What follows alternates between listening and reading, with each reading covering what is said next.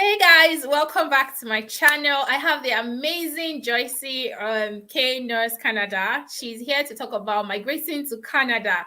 I mean, you guys have been asking me questions on how you can migrate to Canada. Like, she's here with the information. Why not follow somebody that knows all the necessary information? So I'm going to allow her to introduce herself and to tell you how you can go about your Canada journey. Hi, Joyce. Please introduce yourself and thank Hi, you for coming Faith. on my. Thank you so much, Faith, even for accepting to take me in. I'm so Yeah. grateful to be here. I'm so excited. My name is Joyce, or people call me Joyce K Nurse Canada on YouTube. I also have another YouTube channel called Joyce K Content Creator. On that channel, I host any YouTuber who is interested in marketing, whatever they are doing. So in case you want to do whatever you want to do on your YouTube channel, you can always send me an email, and I'm going to host you on my channels. So I'm also on Instagram as Joyce K Canada. So today we are here to discuss Canada immigration, and you're welcome. Okay. So, right now we know that the UK is hot now, but I know Canada has also opened opportunities for people to be able to search for job. Unlike before, you can't actually look for job. You can't get a job in Canada, but now you can actually search for a job from your home country wherever you are in Canada. So, Yeah. what are the process like? Yeah. So I always like introducing Canada through express entry, because if you don't understand express entry, then you may not end up in Canada. Because even as you apply for jobs, finally you will end up going through express entry. So let me briefly explain how express entry works. Express entry is like the umbrella for Canadian immigration. So this is where all the applications are sent, and then when people send their applications there, they are assessed based on their age, on their level of education, on their years of experience, on their depending on the qualifications in terms of their English proficiency, language proficiency, that is English and French, depending on which one you're going to challenge. If you can challenge both of them, well and good. It's also assessed based on your spouse qualifications, and all these 6 grid factors, when they're put together, they assess, and then they calculate your points. If you can manage to get at least 450, an average of 430, you're good to go and you'll qualify under express entry. So for express entry, they don't check whether your career is in demand. No, regardless of your career, as long as you meet all those points.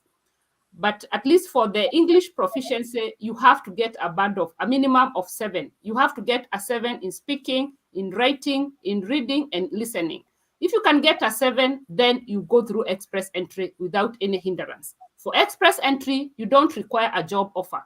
So you'll come through express entry without a job offer, and that is it. Actually, myself, I came to Canada without a job offer. I always tell people that, and they're like, oh, how did you get to Canada without a job offer? I didn't have a job offer when I came to Canada. So you can actually do that. So under express entry, there are 3 classifications. You can either come under either federal skilled worker, that is for anyone who has got a degree and above. You can also come under federal skilled trades, that is anybody who has got at least secondary education. They usually say that you don't need any education, you just need skills. But I always insist it's good that you have at least secondary education, and then on top of that, you have got skills. Maybe you have got skills in trades. You have got trades like you are an electrician, you are a truck driver, the truck drivers, and you could also be a plumber, people in construction, massage therapist. All these people are called trades. Then the 3rd classification under express entry are those people who come to Canada maybe as international students. Once you study here for a duration of time, they give you a postgraduate work permit. This permit allows you to work here for a minimum of 1 year. And if you can work here for that 1 year, then you qualify to apply for PR. If not that, under that class of Canada Experience class, you can also come here under work permit. And that is what we'll be talking about today. Work permit, when you come to Canada under work permit, you work at least a minimum of 1 year. And when you work here for a minimum of 1 year, then you qualify to apply for permanent residency. Under all these, at the end of the day, what you want is to get permanent residency, which is like a green card in the US. yes, permanent residency in Canada is just like being a citizen, because you enjoy all the rights of a citizen. It's just that you don't have the passport. So if you cannot qualify to come under express entry, you can also now go to the provinces. Canada has got 13 provinces. So you can go to the 13 provinces, and then in the 13 provinces, you're supposed to apply for jobs. Now, this is why the topic for today. When you go to the 13 provinces, each provinces has got a website, and in the website, they have got a job bank for the website. So for that province, so you apply for jobs. Once you apply for jobs, if your career is in demand in that province, they are called occupations in demand. If your occupation is in demand, they are going to select you, or they are going to nominate you in that province. When a province nominates you, they give you a whole 600 points. And so when you have got the 600 points, if you had not qualified to get the 430 for express entry, you take the 600 points to the express entry, and that way you're able to go through and get your PR.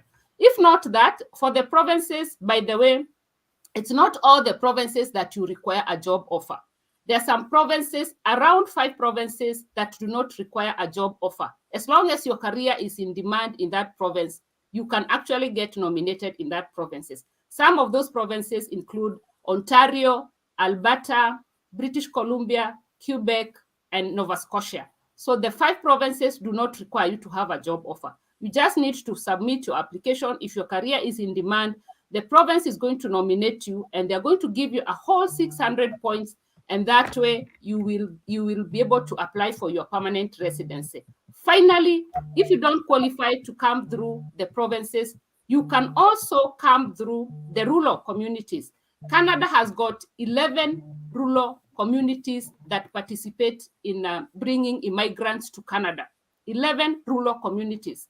Each province has got, like Ontario, I live in Ontario, and I actually live in one of the rural communities in Ontario.